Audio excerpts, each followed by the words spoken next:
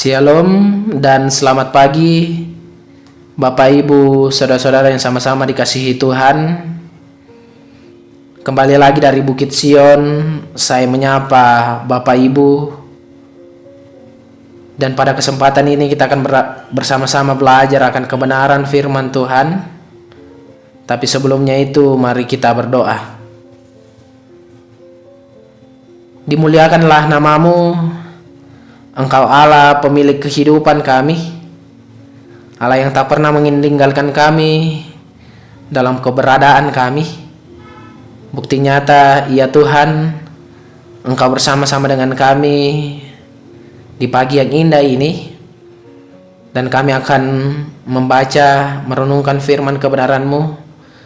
Tolong kami agar firman-Mu ini dapat mengubahkan hati dan pikiran kami, terlebih perbuatan kami. Bapa di sorga, ini kami yang datang bermohon, dan kami siap untuk mendengarkan firman-Mu. Di dalam dan demi nama Yesus Kristus itu yang menjadi Tuhan dan Juru Selamat kami yang hidup. Amin. Bapak Ibu, saudara-saudara yang sama-sama dikasihi Tuhan, pada kesempatan ini kita akan belajar dari firman Tuhan yang terambil dari Yeremia 1 ayat 4 sampai ayat yang ke-10. Yeremia 1 ayat 4 sampai ayat yang ke-10. Firman Tuhan datang kepadaku bunyinya, sebelum aku membentuk engkau dalam rahim ibumu, aku telah mengenal engkau, dan sebelum engkau keluar dari kandungan, aku telah menguduskan engkau. Aku telah menetapkan engkau menjadi nabi bagi bangsa-bangsa.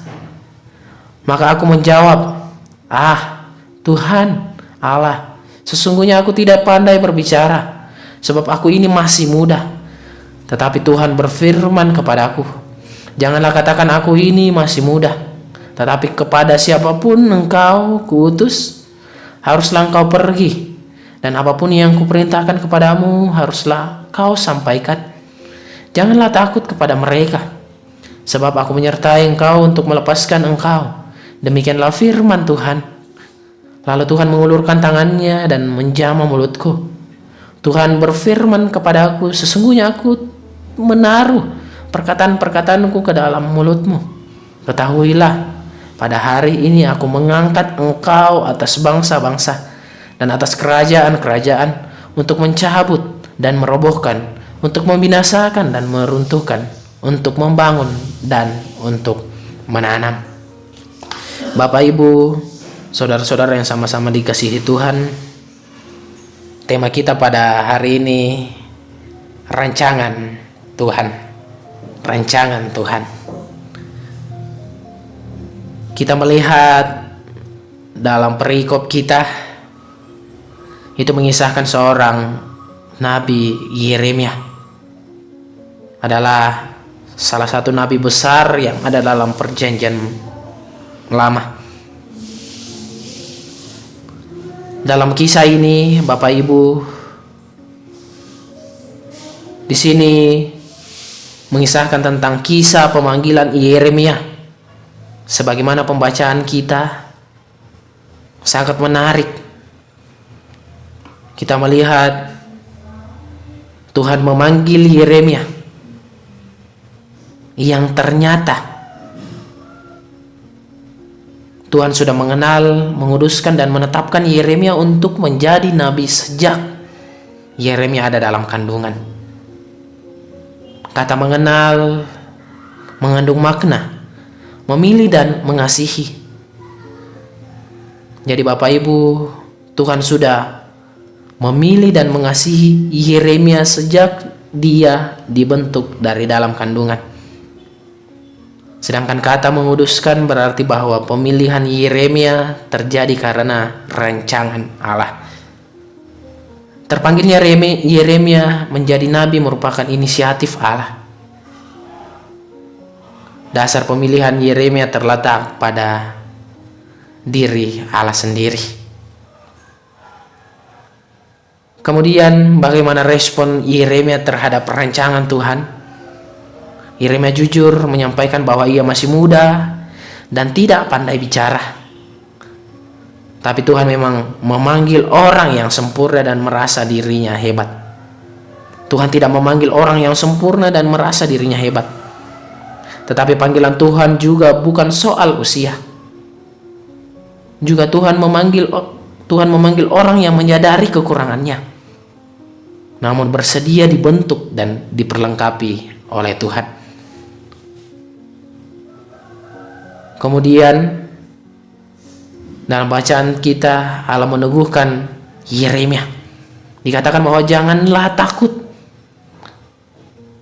Janganlah takut itu memberi jaminan penyertaan kepada Yeremia. Allah mengulurkan tangannya dan menjamah Yeremia. Allah memperlengkapi Yeremia sehingga meskipun Yeremia masih muda, tapi ia dipakai Tuhan secara luar biasa. Bapak, Ibu, saudara-saudara yang sama-sama dikasihi Tuhan, apa yang menjadi tugas Yeremia dalam rancangan Allah? Yaitu mencabut, merobohkan, membinasakan, meruntuhkan, membangun dan menanam. Kita melihat ini merupakan sebuah kata kerja dari tugas Yeremia. Memang bukan tugas yang mudah. Kita melihat bahwa rancangan Allah dalam kehidupan Yeremia sungguh luar biasa. Itu bukan tugas yang mudah, tetapi Allah memampukan Yeremia dalam menjalani kehidupan dan tugas yang diberikan oleh Allah.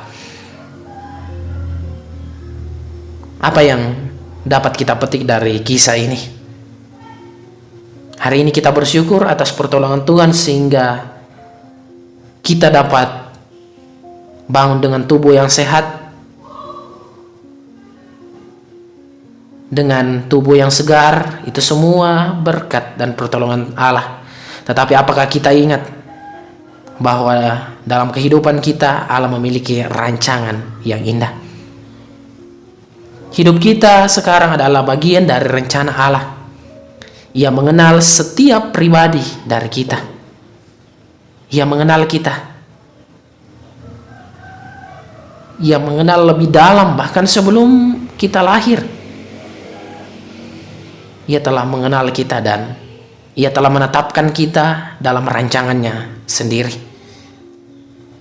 Bapak, Ibu, serta saudara-saudara yang sama-sama dikasihi Tuhan, rancangan Allah adalah rancangan yang mendatangkan kebaikan bagi kita. Buktinya dalam kehidupan kita sering memaksakan kehendak kita. Kita tidak tahu bahwa rancangan Tuhan memiliki hal yang luar biasa dalam kehidupan kita. Untuk itu, Bapak, Ibu, serta saudara-saudara yang sama-sama dikasihi Tuhan, mari kita menjadi alat dalam rancangan Tuhan dalam kehidupan kita. Tetapi Bapak, Ibu, dalam segala keterbatasan kita tidak boleh fokus dalam segala keterbatasan kita, tetapi kita fokus kepada Allah yang memilih dan mengutus kita ke dalam dunia ini untuk memuliakan Allah di dalam setiap langkah kehidupan kita. Rancangan Tuhan adalah rancangan yang mendatangkan kebaikan. Dalam kehidupan kita, Allah memperlengkapi kita dan menyertai kita. Memang kita rapuh dan terbatas, tetapi Allah tak pernah meninggalkan kita, karena rancangannya selalu indah dalam kehidupan kita. Jadi Bapak, Ibu, saudara-saudara yang sama-sama dikasihi Tuhan, mari kita jalani kehidupan kita. Kita melihat bahwa rancangan Allah dalam kehidupan kita adalah rancangan yang mendatangkan kebaikan bagi kita. Kiranya Roh Kudus tetap menolong dan memampukan kita. Amin. Mari kita berdoa. Dimuliakanlah namamu, Engkau Allah pemilik kehidupan kami, Allah yang setia di dalam ketidaksetiaan kami. Puji dan syukur Tuhan kami angkat kepadamu, menandai segala berkat dan pertolongan Tuhan dalam kehidupan kami. Bukti nyata ya Tuhan, pada saat ini kami telah mendengarkan firman-Mu.